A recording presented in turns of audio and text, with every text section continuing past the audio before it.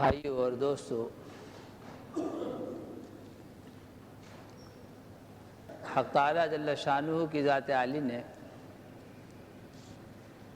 دین کے عنوان سے جتنے بھی احکامات بندوں کی تربیت کے لیے اور ان کی فلاح اور نجاح کے لیے دیے ہیں،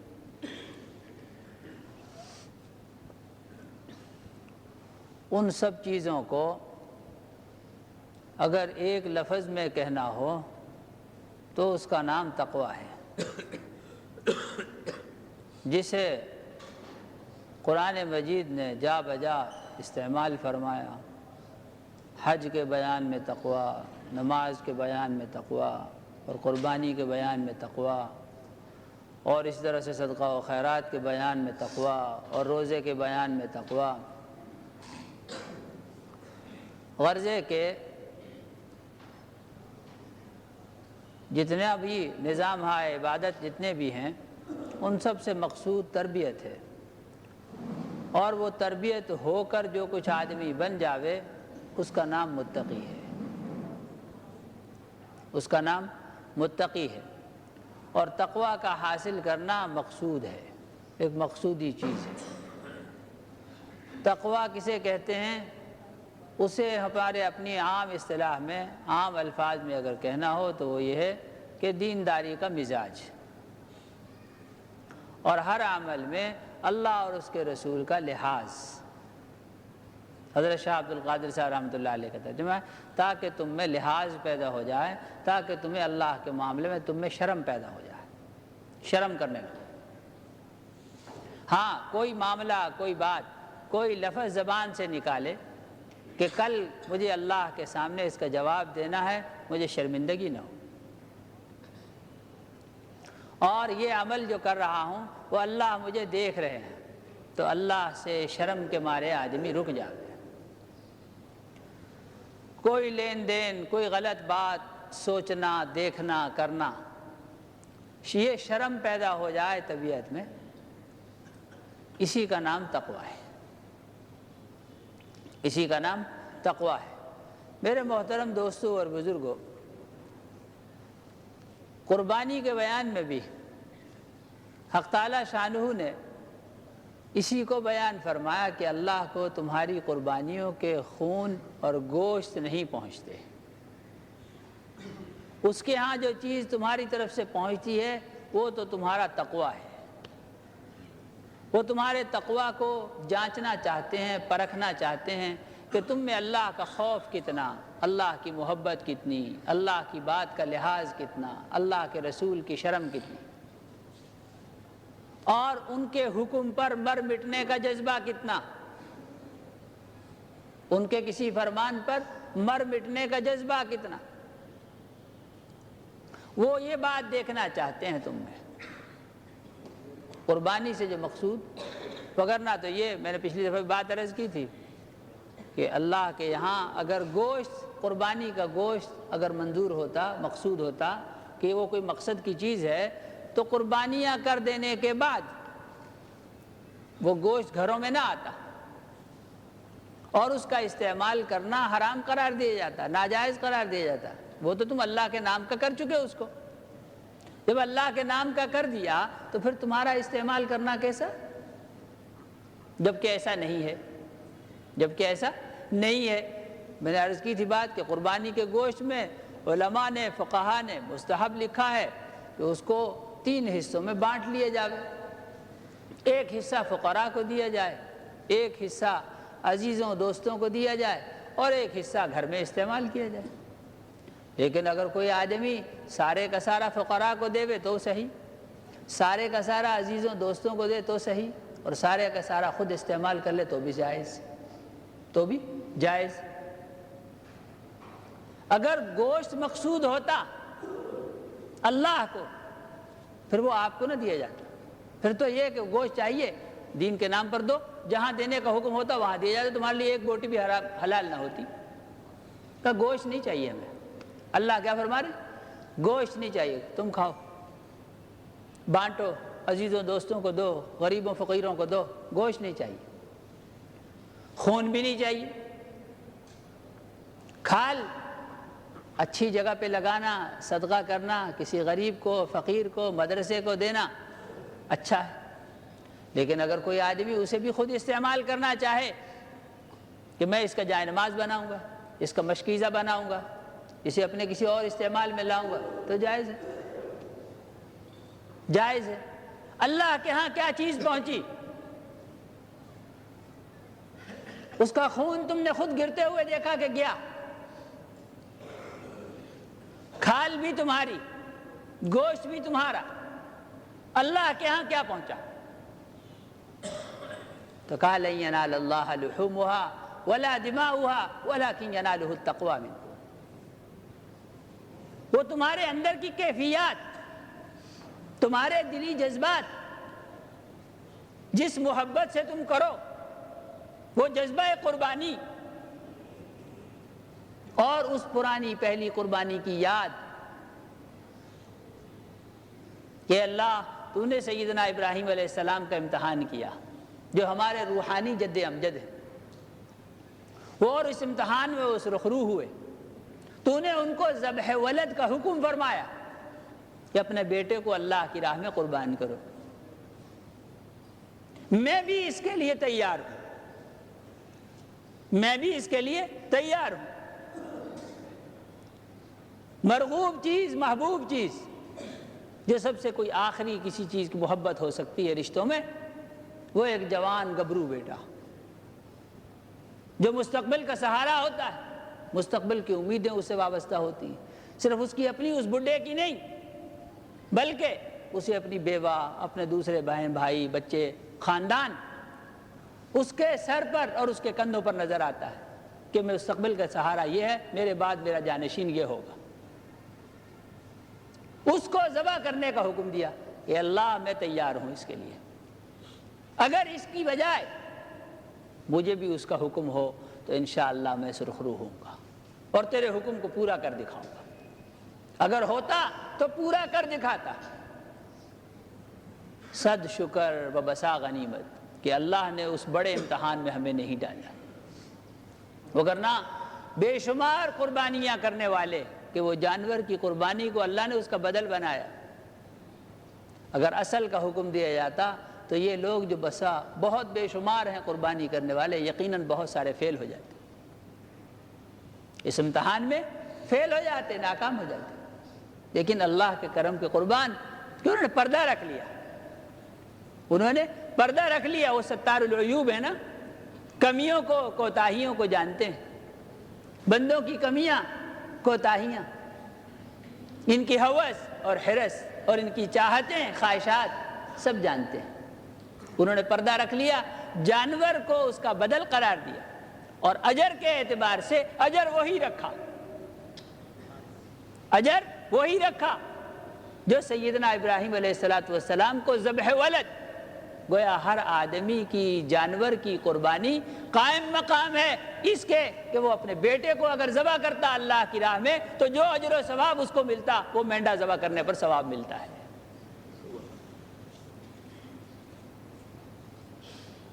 بدل رکھ دیا، پردہ ڈال دیا بندوں کی کمی پر، اجر میں کوئی کمی نہیں ہے، اجر و ثواب میں کوئی کمی نہیں ہے۔ میرے محترم دوستوں اور بزرگوں، اس موقع پر عمل، سنت عمل کو، واجب کو زندہ رکھتے ہوئے عقیدے کی حفاظت بھی بے حد ضروری ہے، عقیدے کی حفاظت بھی بے حد ضروری ہے، اور اعمال کی نسبت عقائد کا لحاظ زیادہ ہونا چاہیے، اعمال کی نسبت عقائد کا لحاظ زیادہ ہونا چاہیے۔ اعمال کی بنیاد عقائد ہوتے ہیں، وہ بنیادی چیز ہے، عمل میں کمی کوتاہی بہت برداشت ہے اللہ کے یہاں، عقیدے میں کمی کوتاہی کی مجال نہیں ہے، اس میں گنجائش نہیں ہے، بہت ہی کم، بہت ہی کم عقیدوں پر بات ہوگی۔ میں یہ بات اس لحاظ سے اس خیال سے کہہ رہا ہوں کہ لوگوں کا معاملہ اس عمل میں، لوگوں کا عقیدہ کمزور پڑ رہا ہے یا پڑ نہیں رہا، کیا جا رہا ہے۔ کیا کہیں کیا جا رہا ہے کہ یہ قربانی کیا ہے۔ لوگوں کے دلوں کے اندر شکوک اور شبہات اور وساوس، اور وہ وساوس محض وساوس شیطانیہ ہیں، اور ان کی کوئی دلیل نہیں ہے، ان کی کوئی دلیل نہیں، اور خالصتاً توہین دین ہے، اور رسول اللہ صلی اللہ علیہ وسلم کی توہین ہے، ان کی فہم و فراست کی توہین ہے۔ یوں کہیں جواز کیا پیش کرتے ہیں کہ اتنے کروڑوں روپے اور اربوں روپے اور فلاں روپے اور فلاں روپے قربانی پر جو خرچ کیے جاتے ہیں تو یہ فلاں فنڈ میں دے دیے جائیں، یا فلاں کام اس سے کر لیا جائے، فلاں فلاحی منصوبہ اس سے پایہ تکمیل کو پہنچ جائے، اور ایسا کر لیا جائے، وہ ایسا کر لیا جائے۔ سوال یہ ہے کہ جناب رسول اللہ صلی اللہ علیہ وسلم نے جس حال میں قربانی فرمائی، صحابہ کہتے ہیں بنی ہاشم میں کوئی آدمی بھی استطاعت نہیں رکھتا تھا کہ قربانی کر پائے، بنی ہاشم میں کوئی آدمی بھی استطاعت نہیں رکھتا تھا کہ قربانی کر پائے۔ قربانی کی استطاعت نہ ہونا قبیلے میں، اور اس کے باوجود قربانی کرنا، معنی یہ ہے کہ یہ قربانی ہی ہونا چاہیے، وگرنہ کیا جناب رسول اللہ صلی اللہ علیہ وسلم بنی ہاشم کی فلاح و بہبود کے لیے کوئی منصوبہ نہ بنا سکتے تھے؟ ان کو برسر روزگار کرنے کے لیے، ان کو اسلحہ و ہتھیار دینے کے لیے، اور دشمنوں کے مقابل بنانے کے لیے ان کا پانی کا کوئی ڈیم بنا دیتے، ان کے لیے سڑکیں ہموار کر دیتے، کچھ اور بنا دیتے، کچھ اور بنا دیتے، کوئی مارکیٹ اور پلازے بنا دیتے۔ فَإِنَّا لِلَّهِ وَإِنَّا إِلَيْهِ رَاجِعُونَ۔ استطاعت نہ ہونے کے باوجود قربانی ہی کرنا۔ اور سید الکونین صلی اللہ علیہ وسلم نے وضاحت فرمائی، صحابہ نے پوچھا یا رسول اللہ ما هذه الأضاحی، یہ قربانیاں کیا ہیں؟ فرمایا سنت ابیکم ابراہیم، یہ تمہارے روحانی جد امجد، روحانی جد امجد کہ جناب رسول اللہ صلی اللہ علیہ وسلم سیدنا ابراہیم علیہ السلام کی اولاد سے ہیں، سیدنا ابراہیم علیہ السلام کی اولاد میں سے ہیں، اور رسول اللہ صلی اللہ علیہ وسلم اس امت کے باپ کے قائم مقام ہیں۔ اور فرمایا وَأَزْوَاجُهُ أُمَّهَاتُهُمْ، اور آپ کی بیویاں، کہا وہ تمہاری مائیں ہیں، سب مسلمانوں کی مائیں ہیں، اور اسی وجہ سے چونکہ ماں قرار دیا قرآن نے، اسی لیے ان کو رسول اللہ صلی اللہ علیہ وسلم کے بعد نکاح حرام قرار دیا کہ امت میں سے کوئی آدمی ان سے نکاح نہیں کر سکتا، اس لیے کہ ساری امت اولاد کے قائم مقام ہے۔ جب اولاد کے قائم مقام ہوئی اور وہ ماں ہوئی تو ماں سے تو کسی شریعت میں نکاح جائز نہیں ہے، کسی بھی شریعت میں ماں سے نکاح جائز نہیں، ماں سے نکاح نہیں ہوتا۔ تو رسول اللہ صلی اللہ علیہ وسلم باپ ہوئے، جب باپ ہوئے تو ان کے وہ جد امجد ہے، تو امت کے بھی روحانی باپ ہوئے۔ فرمایا یہ تمہارے باپ سیدنا ابراہیم علیہ السلام کی سنت ہے، یہ ان کی سنت ہے، اور اس سنت کی بقا ضروری ہے، اور خود ساری زندگی اس پر عمل فرمایا، ایک دفعہ کا عمل نہیں ہے، خود ساری زندگی اس پر عمل فرمایا۔ 100 اونٹ ایک وقت میں ذبح فرمائے، 100 اونٹ ایک وقت میں ذبح فرمائے۔ 100 اونٹ اس زمانے میں، عسرت کے زمانے میں، تنگی کے زمانے میں، ان کی اس زمانے میں بھی اتنی ہی قیمت تھی ان لوگوں کے یہاں جتنی آج اس زمانے میں 100 اونٹوں کی قیمت ہو سکتی ہے۔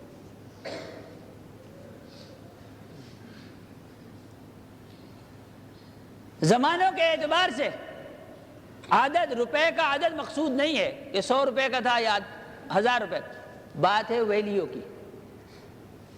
100 اونٹ اس کی جو قدر و قیمت آپ کے یہاں ہے اس زمانے میں، اس زمانے میں بھی اتنی ہی تھی۔ روپے سے بحث نہیں ہے کہ وہ اس زمانے میں کتنے 100 کا تھا اور آج کتنے 100 کا ہے، قدر و قیمت وہی تھی جو آج ہے۔ 100 اونٹ ذبح فرمائے۔ اور میرے محترم دوستو، قربانی کی جگہ کوئی اور چیز نہیں ہو سکتی، یہ خوب اچھی طرح سے عقیدے کی بات ہے، خوب اچھے طریقے سے سمجھ لینا چاہیے۔ نماز کا بدل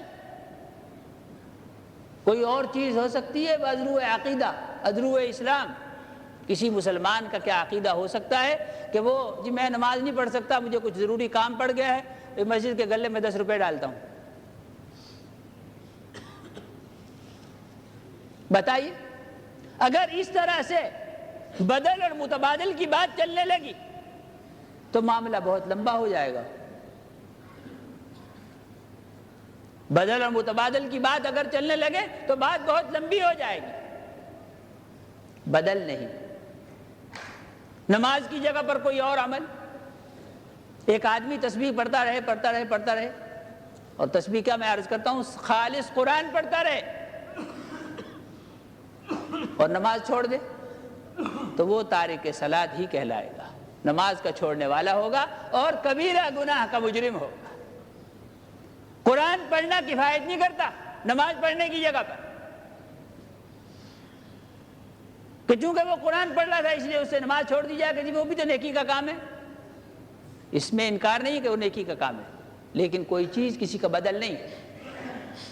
اور دین کو اپنی عقل سے نہیں چلاؤ گے، وہ تو نبوت کی، نور نبوت کی روشنی میں اور نبی کی اطاعت میں چلو گے، نبی کی اطاعت میں چلو گے۔ کوئی چیز کسی دوسری کا متبادل اور بدل نہیں ہے۔ حکومتوں میں اگر اس پر ہم اصرار کریں تو بعض لوگ یوں کہیں کہ جی مولوی صاحب تنگ نظری کا مظاہرہ کر رہے ہیں۔ کیا کہیں؟ تنگ نظری کا مظاہرہ کر رہے ہیں۔ تنگ نظری کا مظاہرہ نہیں ہے، بات ہے قاعدے کی اور قانون کی۔ اس کے مقابل میں مثال عرض کرتا ہوں، اس کو آپ دیکھیے کہ وہ تنگ نظری ہے یا قاعدے قانون کی بات۔ حکومت نے مقرر کیے ہیں منی آرڈر فارم، منی آرڈر کے لیے فارم مقرر کیے ہیں کہ اگر آپ کو اتنی مالیت کا منی آرڈر کرنا ہے، کسی کو پیسے بھیجنے ہیں تو یہ فارم استعمال کریں، اور اگر اس سے زائد مالیت کا ہے تو یہ فارم استعمال کریں، اور اس سے زائد اگر مالیت کا ہے تو یہ استعمال کریں۔ مجھے معلوم نہیں ہے ان کی شرح کیا ہوتی ہے، لیکن فرضی ایک بات کہتے ہیں کہ 10 روپے کا جو منی آرڈر فارم ہو، فرض کیجئے اس کی جگہ پر ہم 50 روپے کا اسٹامپ پیپر کچہری سے لے کر وہ ڈاکخانے میں حاضر ہو جائیں کہ صاحب اس پر ہم منی آرڈر کرتے ہیں، بتائیے کون سا ڈاکخانہ قبول کرے گا؟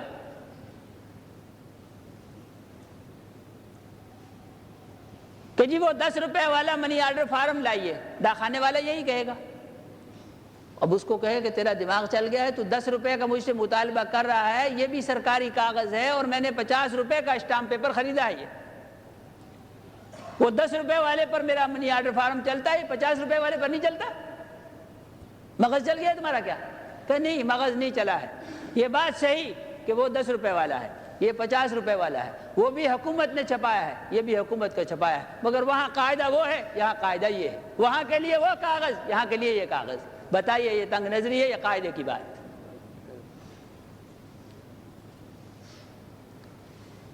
ڈاک کے جس لفافے پر 15 روپے کا ٹکٹ لگتا ہے، اگر اس کے ساتھ 15 روپے کا ٹکٹ لگانے کی بجائے 100 روپے کا نوٹ چسپاں کر دیا جائے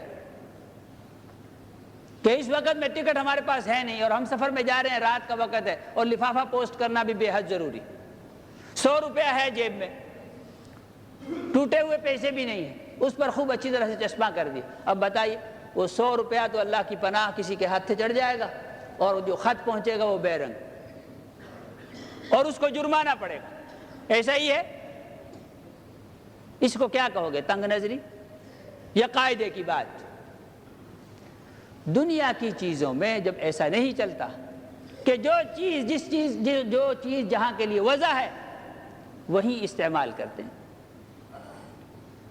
اگر یہی بات دین کے معاملے میں کہی جائے تو یوں کہیں کہ جی مولوی صاحب بہت ہی تنگ نظری کا مظاہرہ کر رہے ہیں، دین میں تنگی کر رہے ہیں، جی دین تو اللہ نے بہت آسان بنایا ہے اور ایسا ہے ویسا ہے۔ بھائی اللہ نے دین آسان بنایا ہے، اس سے انکار نہیں، بہت آسان، لیکن ایسا بھی آسان نہیں ہے کہ ایسے ہی بغیر قاعدے اور قانون کے ہر کوئی اس کو گھسیٹتا پھرے اور اس میں اپنی عقل سے قطربود کرتا پھرے اور قطع و برید کرتا پھرے، جیسا چاہا کاٹ لیا اور جہاں سے چاہا نوچ لیا۔ اور جب چاہا جس عقیدے کی تردید کر دی، اور جب چاہا کسی عمل کی اہمیت کو کم کر دیا۔ ایسا نہیں ہے، آسانی کے یہ معنی نہیں ہے۔ کوئی بھی حکومت جو ضابطہ بناتی ہے، قانون بناتی ہے، لوگوں کی عموماً آسانی کے لیے ہی بنایا جاتا ہے، لیکن آسانیوں کے یہ معنی نہیں ہوتے کہ اس میں من مانیاں کی جائیں۔ آسانی ہوتی ہے، من مانی نہیں ہوتی۔ تو دین میں بھی من مانی نہیں، قربانی کرنا محبت میں، قربانی کرنا محبت میں۔ اصل بات یہ ہے کہ حق تعالیٰ شانہ کی ذات عالی بندوں سے محبت کا تقاضا کرتے ہیں، اور محبت ایسی جو ساری محبتوں پر غالب ہو، محبت ایسی جو ساری محبتوں پر غالب ہو، اور اس کے ساتھ ساتھ جذبہ اطاعت بھی، جذبہ اطاعت بھی۔ یوں کہیں کہ یہ جو مثال کے طور پر بجلی جو روشن ہوتی ہے، بلب جو روشن ہوتا ہے، تو دو تار اس میں آتے ہیں۔ عام اصطلاح میں، عرف عام میں، ایک کو گرم کہا کریں اور دوسرے کو ٹھنڈا تار کہا کریں، وہ نیگیٹو پازیٹو کا سلسلہ۔ اس کو عام لوگ ایک ٹھنڈا تار کہیں اور ایک گرم تار کہیں۔ جب تک وہ دو تار نہ ہوں بلب روشن نہیں ہوتا، اور پاور ہاؤس سے بجلی آتی ہو تو بلب روشن ہوگا۔ ہمارے لیے اللہ تعالیٰ کی ذات عالی نے نبوت کو امت کے لیے پاور ہاؤس بنایا ہے، پاور ہاؤس بنایا اور اس کے لیے دو تار دیے، محبت اور اطاعت، محبت اور اطاعت، دو تار۔ نیری محبت، کبھی کبھی محبت میں لوگ جذبات پر کنٹرول نہیں رکھ سکتے، جذبات پر کنٹرول نہیں رکھ پاتے۔ اللہ کی پناہ، نوجوان تربیت نہ کی جائے تو کبھی کبھی گمراہ ہو جاتے۔ یوں کہے ماں تو ماں ہے، تیری عظمت کو سلام ہے، مگر میں کیا کروں، میں محبت کے ہاتھوں مجبور، اسی کو لاؤں گا۔ اور اللہ کی پناہ اگر روکا جائے تو ایسے ایسے کام کرتے ہیں کہ نہ صرف یہ کہ زندگی گئی، حرام موت، اور اللہ کی پناہ آخرت بھی برباد، دنیا بھی خراب اور آخرت بھی برباد، عزت بھی گئی، دین بھی گیا۔ محبت کے ہاتھوں یوں مغلوب، تو یوں مغلوبیت نہیں، محبت کے ہاتھ مغلوبیت نہیں، محبت کے ساتھ ساتھ اطاعت بھی۔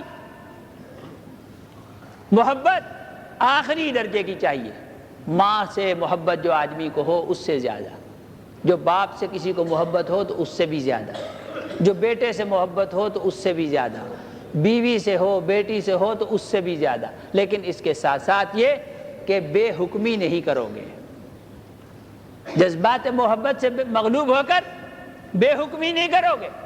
وہ لوگ جو صرف محبت کا دعویٰ کیا کرتے ہیں اور اطاعت میں نہیں آتے، فرما برداری میں نہیں آتے، محبت کا دم بھرتے ہیں، نماز نہیں پڑھتے، محبت کا دم بھرتے ہیں، حج کو نہیں جاتے، محبت کا دم بھرتے ہیں، قربانی نہیں کرتے، محبت کا دم بھرتے ہیں، زکوٰۃ نہیں دیتے، اور اللہ کے دوسرے احکامات کی پرواہ نہیں کرتے۔ ایسی محبت نہیں، محبت جو اطاعت کے ساتھ ہو۔ اور وہ لوگ بھی جو صرف اطاعت کو کافی سمجھتے ہیں، کوری اطاعت محبت کے بغیر، سو ان کی اطاعت بھی مقبول نہیں ہے۔ صرف اطاعت، یہ حکومتی کارندے ہوتے ہیں نا بیچارے، اللہ کی پناہ، یہ فرما بردار ہوتے ہیں، یہ فرما بردار ہوتے ہیں، لوگوں کو بھی حکومتی قانون کی تلقین کرتے رہتے ہیں سارا دن۔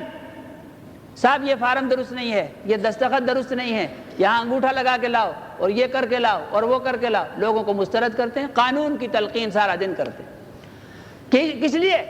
حکومت کے فرما بردار، مطیع، ان کی اطاعت میں کمال۔ اسی کے ساتھ ساتھ یہ کہ سارا سال جتنی گالی اہل ارباب حکومت کو یہ بکتے ہیں، اتنی گالی پبلک نہیں دیتی۔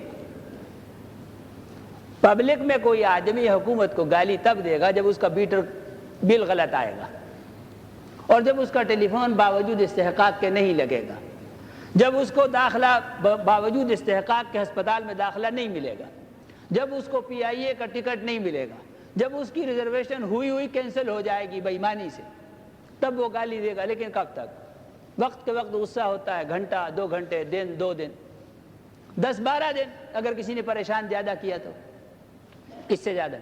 یہ مطیع ہوتے ہیں سب کے سب فرما بردار، اور 12 مہینے گالی دیتے ہیں اپنے اوپر والوں کو، اس لیے کہ انصاف کا نظام نہیں ہے۔ لوگ جو بھی کوئی آوے گا ان سے واسطہ پڑے گا، ان پر جھنجھلاہٹ ہوگی، ان پر غصہ کریں گے، اور جب یہ غصہ کریں گے تو وہ سمجھیں گے بات کو کہ یار بات یہ صحیح کہہ رہا ہے، اب کیا کریں؟ ہم ان کی گالیاں سننے کے لیے ہمیں بٹھا رکھا اور کرتے اوپر والے ہیں، چنانچہ یہ اپنے سے اوپر والوں کو گالیاں پارسل کرتے ہیں۔ جی اللہ کی پناہ، بات یہ کر رہا تھا کہ نری اطاعت، نری کوری اطاعت بغیر محبت کے، جیسے اہل حکومت کی اطاعت ہوتی ہے کہ انہیں محبت نہیں ہوتی، انہیں محبت نہیں ہوتی۔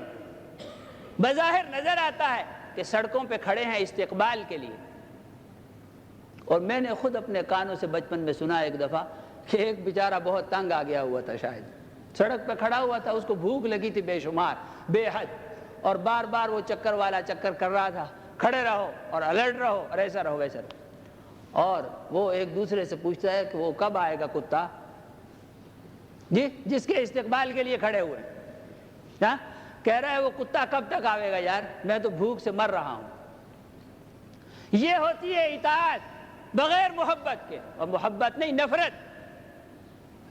مجھے اس کی مثال عرض کرنا تھی۔ دوست، اس قسم کی اطاعت بھی نہیں چاہیے، ایسی اطاعت نہیں چاہیے بغیر محبت کے۔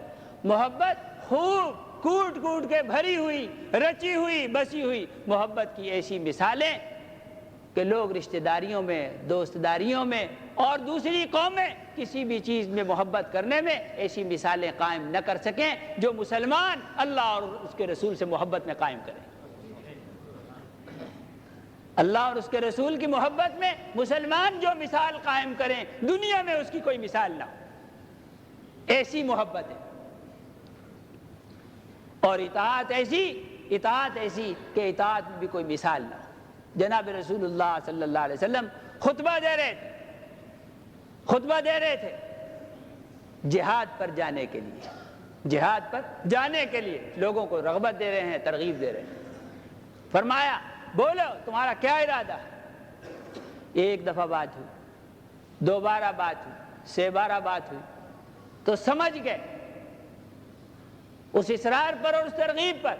حضرت مقداد رضی اللہ تعالیٰ عنہ کھڑے ہوئے اور کہا یا رسول اللہ، اپنی طرف سے اور مجمع کے جذبات کی ترجمانی کرتے ہوئے کہا ہم وہ نہیں ہیں جو کہہ دیں کہ جاؤ تم اور تمہارا رب جا کے لڑو، ہمیں اگر آپ حکم فرمائیں گے تو آگ میں کود پڑیں گے اور نہیں پوچھیں گے کہ کیوں، اور اگر آپ ہمیں حکم دیں کہ سمندر میں چھلانگیں لگا دیں تو ہم سمندر میں چھلانگ لگائیں گے اور آپ سے نہیں پوچھیں گے کہ کیوں۔ اور مقداد وہ آدمی کہ کل آدم کی اولاد جنت کی دعائیں مانگا کرے، اور مقداد کے لیے جنت دعا مانگتی ہے کہ اللہ مقداد میرے میں کب آئے گا۔ مقداد ان لوگوں میں سے ہے جن کے لیے جنت دعا مانگا کرے، جن کو جنت ترسا کرے، مقداد ان لوگوں میں سے۔